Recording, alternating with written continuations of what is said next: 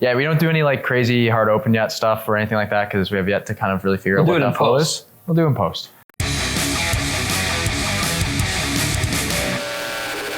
So when you're looking to investing in the growth of your brand, you're looking to new things to put your money in and really say, hey, this is something that's going to help us grow. Like, what does that look like to you? What are you guys really looking for? And is there anything that jumps off the page as saying this was something that was a great decision for us? Yeah. It falls into two camps for me, right? One is need basis and the other is aspirational. Yeah. Right. So for the need basis, it's just keeping a pulse on your business, right? Where are things at? What are the needs? What does the next 3 months, 6 months, 1 year, 3 years look like? And then fulfilling the needs that are going to get you to that goal. Mm-hmm. We're very, studious on our numbers.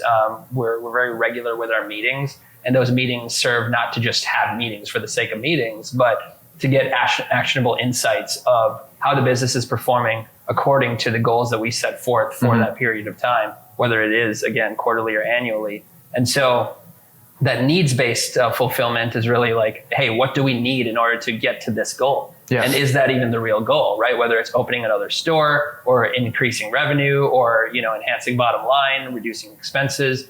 And then when it comes to, whether that's a tool or a software or a potential position or a person, talking to the respective people inside the business to determine, hey, bring your expertise to the table. What is it going to take from your perspective to get us from where we're at right now and to this common goal that we're all rowing towards? And then on the aspirational side, if there's bandwidth financially or even just mentally, then we love to, embark on what if we did this thing, right? And honestly, that's the fun stuff. Right? It's like, what if we implemented this tool? Like right now, we're doing a lot of stuff with AI and voice AI, vision AI. Like, what if we could enhance the way we conduct ourselves from a business perspective by doing this thing that nobody else in our space is doing?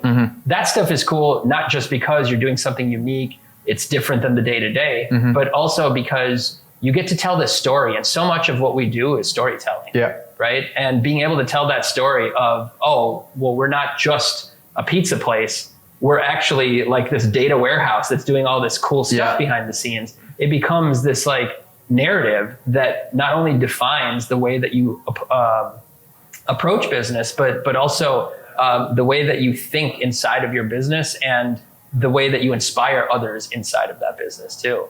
So yeah, it's a mix of aspirational and necessity, I'd say. Yeah, it sounds like there's this, okay, when you're going to make a decision, it's like, okay, where are we today?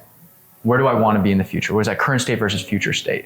And that's going to be that needs kind of conversation. And then you have the aspirational, which is the excitement. That's why we're all in this industry, right? The creative elements, that's fun. Let's have a good time. I think when I think about the restaurants, I think about the ones that have succeeded, I look at the kind of the brands that you guys, work within. Sometimes aspirational and needs, I'm sure, have a bit of a cross between one another. Right? Where you're like, I need to grow. I want to maybe do something different. But how do you determine this is actually an aspirational goal versus this is something I need? Really great question. The needs are based off of the goals that you all put in place, right? So we have like an annual planning session. We have quarterly planning sessions where we say in the next 3 months, in the next 1 year, this is what we're looking to achieve. What are the greatest and highest needs of the business? What are we doing next?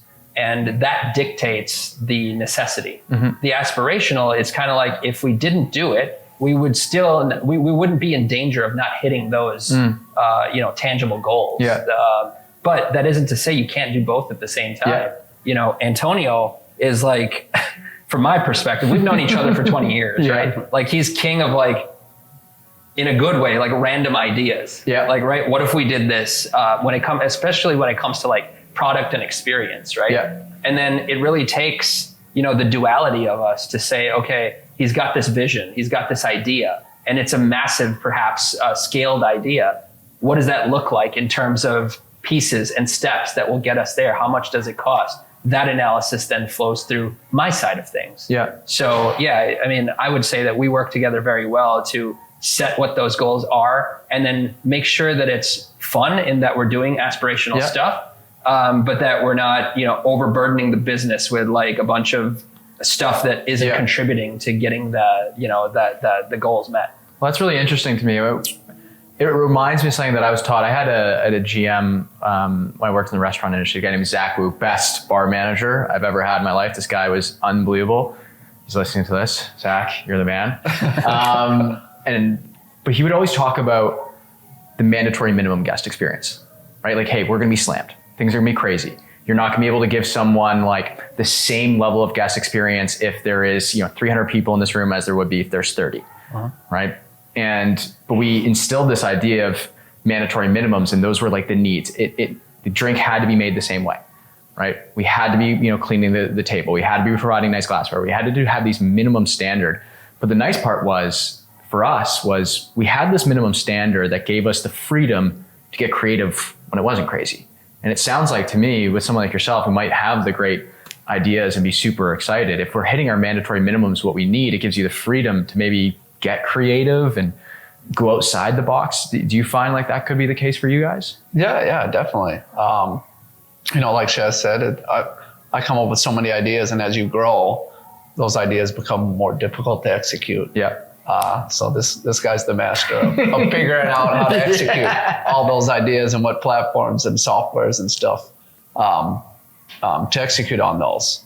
But yeah, I mean, similar to your bar, those busy peak hours, it's like, how do we still give that standard? Yeah.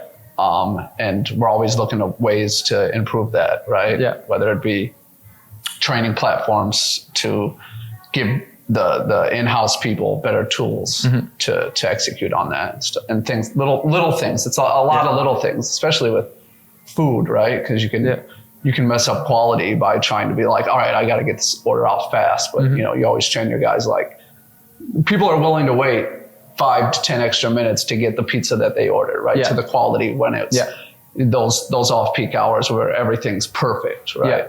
Yeah. So just constantly figuring out ways to improve that. And I think it's really important to mention our consistent desire to like delight the guest. Yeah. Right. You're talking about that like minimum guest experience.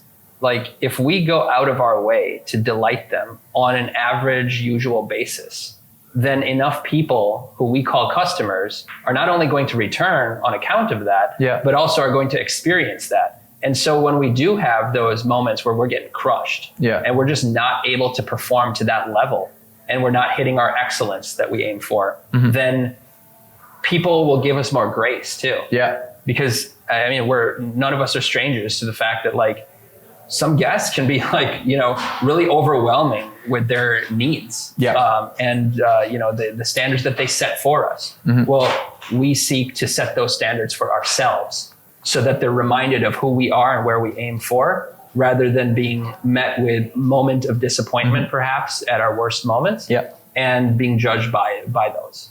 How important is training, if that is such a large aspiration not an aspiration, it's a need for you? Like, massive, especially as you grow. I mean, I think this last year we opened as many stores as we did the first 4 years, right? And you stretch yourself thin, especially from my end, being in store and helping, it gets extremely difficult to be able to touch all these new employees and give those standards. So Shaz actually created a new team for the training, a new department for training. And we're actually like knee deep in putting all that together. And the groundworks, which is really difficult, on top of also going to the stores and executing and being with your team and giving them the tools so they feel appreciated, and they're like, oh, I see why you do this stuff, and I see why we're doing it like this, and standardizing every process through pizza and cheesesteaks and salad and guest interactions and all that. Yeah. How did you get the confidence to build a new team? Obviously, there's going to be a lot of labor expense in that, a lot of time. Yeah. Where did that come from?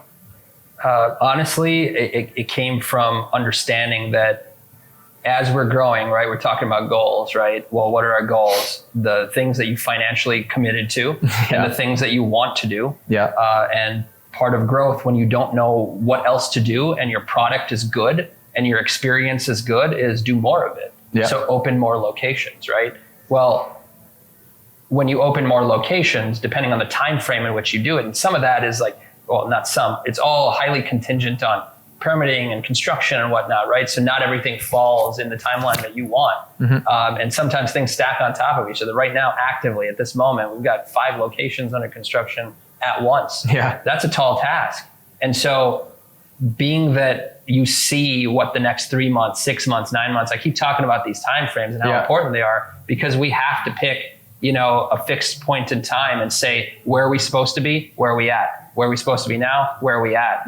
And that is what drives the, you know, the vision, I would say, of saying, well, not just from an operational perspective, but from a quality perspective, where do we need to be? Well, that means we're going to have X number more employees, which means that we need to train those people in X amount of time, which is impossible if you just simply wing it. And you can't just rely on historical knowledge being passed down, because it's like a game of telephone. Right? And so you need systems, and you need documentation, and you need platforms that are consistently giving you insights and data to help you go back and improve. And so that's where really that comes from. The confidence to build that team comes from, it's always being derived from, where do we need to be? Right? And so you just have to get creative on what it's going to take to get there. And sometimes you're wrong. Sometimes I'm like, hey, this is what we need. The number of times that I've reorged our org chart is crazy. But, you know, and I tell everybody, I'm like, listen, we're just trying to figure this out, but we're going to get there. And if there's some movement, you know, just bear with us, because we're figuring this out too. And I think, you know, our staff gives us a lot of grace too, because they're like excited to be part of it. There's a lot of change, but there's enough consistency, and most of all, an explanation of our intention.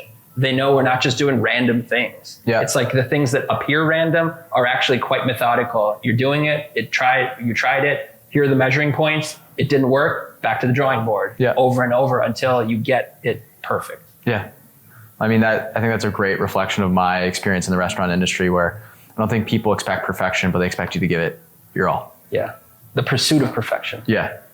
And you never quite get there. That's the point. No. Although I'm sure you've had some ideas where you're like, oh, we're going to be there. And you always, if you get close, you up the bar, right? You always strive to do a little better. That's always the whole point, right? I remember I used to work at this restaurant, a Latin American restaurant in Toronto. And we used to start pre-shift every day by calling out the sales number from last night. You know, I was like, how can you beat it? How can you beat it, right? Like, we did that? Oh. That's awesome. And then you'd have, throughout the shift, each floor had a floor manager, and they'd be like, where you at? Where are you at right now? That competitive nature. But it was great, because there would be lots of days where, you know, things went awry. And we were never told that we were doing what was wrong, so long as we were working in the right direction. But there was definitely opportunities to learn. And then those opportunities sometimes were very present, and they made them known, but there was always tomorrow to, you know, to strive for those opportunities. It seems like you guys have a similar kind of outlook on things, where, you know, investing in those people, building a brand, creating consistency, having those systems in place, humility from the top. Obviously big growth coming up right now. What do you think that step looks like then from a leadership perspective from both of you?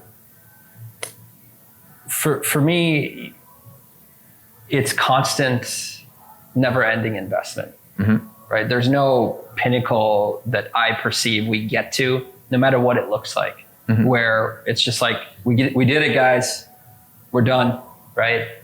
And because that doesn't exist, it's, again, that constant pursuit, not for the sake of pursuit, but for the sake of being better, for the sake of doing more and providing more opportunity. And so having more people to help, right? We're constantly curating the best of people's problems, I'd say, right? So from a leadership perspective, that's what my intentions are. Tell me everything that's going wrong and how it's going wrong, who's doing what. Again, not to generate this complaintive, negative culture, but silo that conversation into a space where people can discuss issues, and then we can prioritize the issues based on frequency and based on importance collectively, and say, we're going to tackle this. We're going to bring you a solution. This will no longer be an issue. And keep doing that, I feel like lights people up, because they know that they're being heard. And not only that, the business is being better because we're all in this together. And so that's what hospitality is about. So we're trying to breathe and eat and live it through and through. Yeah, completely. Yeah, a lot of what Shaz said. I still go in restaurants all the time. I help out the training team. Going in the store a lot helps me improve their job, their daily job, the daily grind, right? So constantly figuring out ways to make their life a little bit easier is a huge part of what I like to do. And those little things, they can add up. And when you solve more problems, you can kind of then jump in and fix those things. Yeah. And improve things. And a lot of times, staff that, are working 40 hours a week, they have really good ideas. And when you go into the store and you see that and you work with them, mm-hmm. they actually have great ideas that you can then implement and kind of improve. And then with, the new stores opening, it's just learning from them of how I can also help them get better. So it's gonna be a lot of new people, and it's gonna be fun. The whole training and it's inspiring people to understand why we do what we do. Like it's just not making pizza. It's not just making food. It's working alongside your fellow team members and serving your community and mm-hmm. being a part of something bigger than just making a cheese pizza, right? Yeah. There's so much more to it, and creating that culture is something that we love to do, and it keeps people around too, because their work is meaningful. Yeah, it's purpose. Right? I mean, the industry as a whole is so important to our culture. Right. You want to celebrate something, where do you go? Grab dinner. Yeah. Right. You want to mourn, you do it over right. food. We're a huge part of people's day. That's awesome. Yeah. Yeah. Exciting part of their day. Yeah. Right. Right. How often do you get done with work and you're like, man, I just want to go out to eat and have something to eat, right? Exactly. So it seems like, from my perspective, you guys have some pretty exciting growth that's on the horizon, that's already come. It seems like the big thing that you've articulated to me, or what I've picked up on, is being the kind of leader that other people can mimic themselves on, and then also create the culture from that. So you're not the leader who's saying, I'm going to grow so I can walk away and never show back up and then just collect my paycheck and I leave. Do you think that having that role model element kind of transcend throughout your staff has allowed it to almost self-select who comes to work for you and who doesn't? I think it helps. We have a lot of team members, GMs that was their first job. Yeah. And they grew up in Tono or Frank and Andrea's.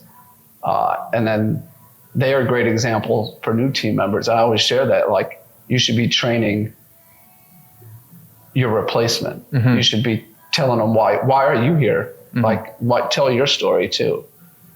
Creating leaders that continue, what we started, right? And I think when people feel like they're a part of something bigger, then they tell other people. Mm-hmm. And it's just a great example. We've one of my best friends has been working for us for 20 years. I started working for my family. Yeah. Tono's only 6 years old, and Frank and Andrea is 9. But, yeah. I grew up in the industry my whole life working for my parents, and he came along with us.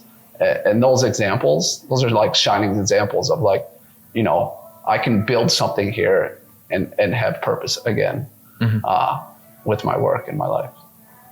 Yeah, I have to, despite the title of president, I have to hand it to Antonio for having pre-built a culture. Yeah. And us aligning as friends and, of course, as business partners on what that culture looks like, in order to make my job easier and my life easier. Because as we transcend and take this brand and these brands to the next levels and begin to get out of our own comfort zones. I've never built an enterprise like this before, right? But when we founded this, we had already aligned on what that looks like. And that's, leadership by example. Now, naturally, that means different things for both of us. Mm-hmm. And it means, like you alluded to, a bit of humility as well.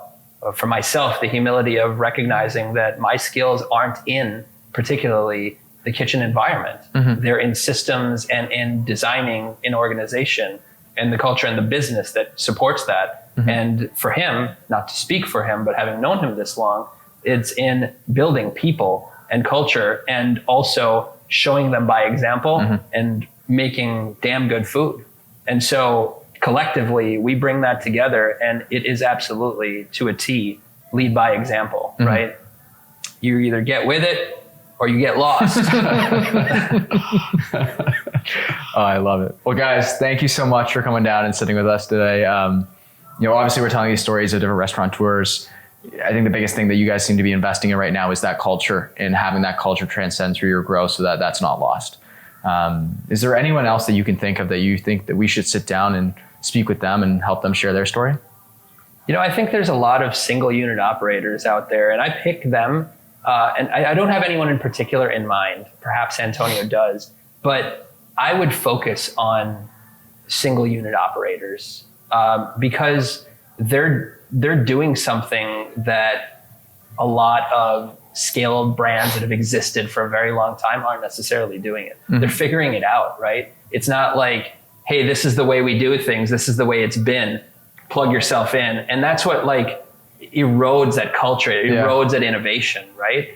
But the ones who are putting that together right then and there, they're usually very passionate about it. And so getting an opportunity to talk to them and say, what does matter to you, is, I think, kind of a huge insight into where the industry is headed, because that is the backbone of the industry. And I don't mean actually definitively single unit. I just mean smaller mom and pop shops. Yeah. Because at one time, that's what we were. It's a crazy mind shift to be like, wait, we're not that anymore. We can't do that anymore, but we still want to keep our roots as though we are. When people walk into a Tono location, I promise, no matter whether we have 10, 20, 30, 50 locations or more, they're going to walk in feeling just as they did when we had one. That's awesome. So, thank you. Thank you. Absolutely. Appreciate it. Yeah, Thank you, my friend. Thank you. Pleasure.